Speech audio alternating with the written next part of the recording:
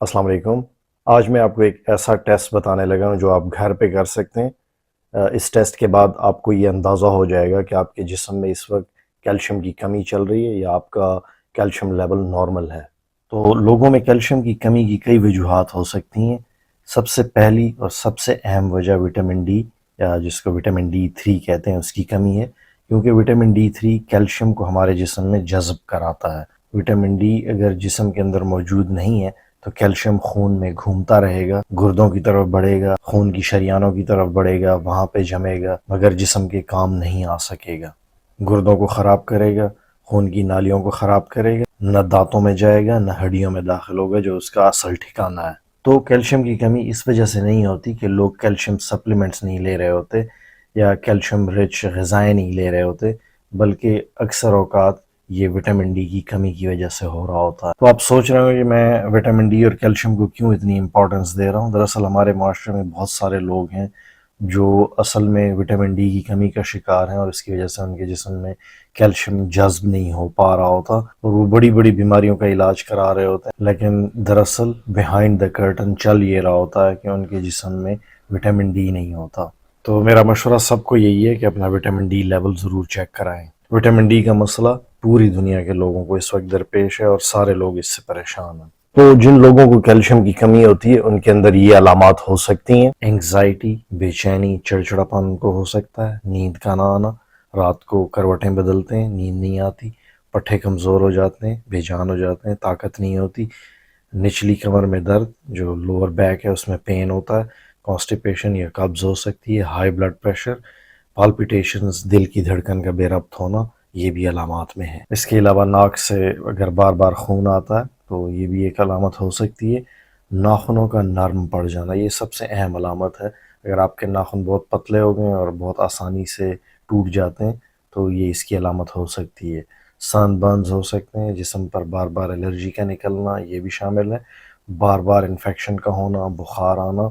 اس کے علاوہ کھانسی کا کرونک ہو جانا، کھانسی شروع ہوتی ہے تو لمبے عرصے تک رہتی ہے، ٹھیک نہیں ہو پا رہی ہوتی، گلا بار بار خراب ہوتا ہے، اگر آپ کو نیند مشکل سے آ رہی ہے، بیڈ پر آپ بے چینی کا شکار ہوتے ہیں، کروٹیں بدلتے ہیں، تو بھی یہ کیلشیم کی کمی کا سائن ہو سکتا ہے۔ اس کے علاوہ ایک اور چیز بھی مد نظر رکھنی ہے کہ جن لوگوں میں کیلشیم بڑھ جاتا ہے، جس کو ہائپر کیلسیمیا کہتے ہیں، ان کے اندر بھی بے چینی رات کے وقت بہت زیادہ بڑھی ہوئی ہوتی ہے، ان کو بھی نیند نہیں آ پا رہی ہوتی، تو یہ ذرا دھیان میں رکھنے کی چیزیں ہیں۔ تو اگر آپ میں بھی ایسی کچھ علامات آ رہی ہیں تو آپ ویجیلنٹ ہو جائیں، آپ اپنا وٹامن ڈی ٹیسٹ کرا لیں، اور اگر کمی ہو تو آپ اپنی وٹامن ڈی سپلیمنٹیشن شروع کر سکتے ہیں۔ میں بہت زیادہ بار وٹامن ڈی کے اوپر بات کر چکا ہوں، میری بہت ساری ویڈیوز موجود ہیں، یہ مسئلہ اتنا اہم ہے کہ اس کو بار بار ڈسکس کرنا پڑتا ہے، تو آپ میری ان ویڈیوز کو دیکھ کے بھی اپنے لیے بہت ساری معلومات اکٹھی کر سکتے ہیں اور آپ کو اچھی گائیڈنس مل جائے گی۔ تو اگر آپ کو ایسا کچھ محسوس ہو رہا ہے تو فوری طور پر وٹامن ڈی سپلیمنٹیشن شروع کر دیں، اپنے ڈاکٹر سے بھی رجوع کر سکتے ہیں۔ چونکہ یہ سپلیمنٹ ہے تو آپ اس کو خود بھی لے سکتے ہیں، خود بھی ٹیسٹ کرا سکتے ہیں، جا کے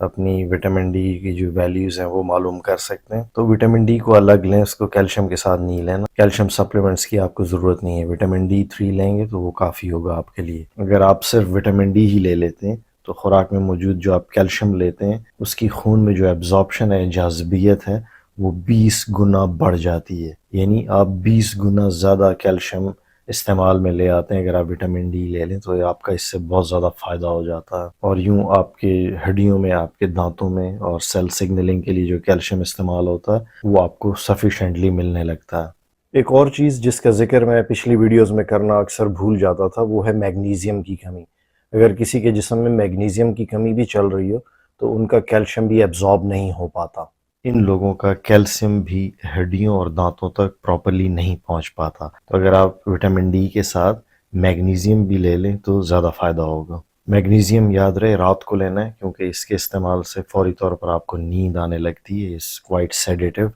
تو دن کے وقت نہیں لینا ورنہ آپ بالکل فلیٹ ہو جائیں گے، فوراً سو جائیں گے۔ جن لوگوں کے معدے میں مناسب تیزابیت موجود نہیں ہے، ان کا ہائیڈروکلورک ایسڈ پراپر نہیں بنتا، ان کو بھی کیلشیم ریلیٹڈ مسائل ہوتے ہیں، اور عموماً بڑی عمر کے لوگوں میں معدے کی تیزابیت کم پڑ جاتی ہے، اور ایسے لوگوں کا ہاضمہ بھی پراپر کام نہیں کر رہا ہوتا، اور ایسے لوگ کیلشیم بھی پراپرلی جسم میں ایبزارب نہیں کر پاتے۔ اس کے علاوہ جن کو آئی بی ایس کی بیماری ہے، جس کو اریٹیبل باؤل سنڈروم کہتے ہیں، ان کو بھی اکثر کیلشیم کی کمی رہتی ہے کیونکہ وہ آنتوں کے راستے خون میں کیلشیم پراپر جذب نہیں کر پاتے۔ اچھا اب آپ کو بتاتا ہوں کہ آپ نے گھر کے اندر رہتے ہوئے اپنا کیلشیم کا ٹیسٹ کیسے کرنا۔ یہ آپ کی ہڈیوں کی کمزوری جانچنے کا ایک ٹیسٹ ہے جس سے انڈائریکٹلی پتہ چل جاتا ہے کہ آپ کے جسم میں کیلشیم کی کمی چل رہی ہے۔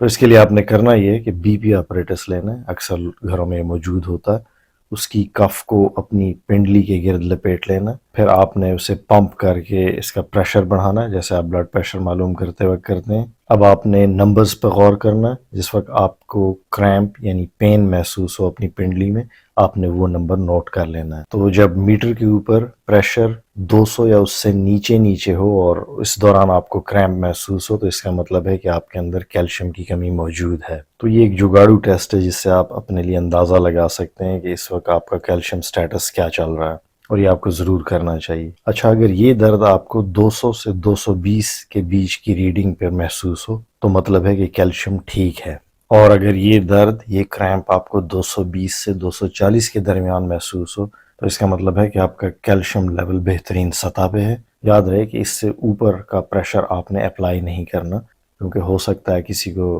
پیریفرل ویسکولر ڈیزیز ہو، ایسے لوگوں کے جو بازو اور ٹانگیں وغیرہ ہوتی ہیں وہاں پہ زیادہ پریشر سٹریس نہیں دینا ہوتا کیونکہ ان لوگوں کو اس سے کافی تکلیف ہوتی ہے، ویسے ان لوگوں کو یہ ٹیسٹ کرنا بھی نہیں چاہیے۔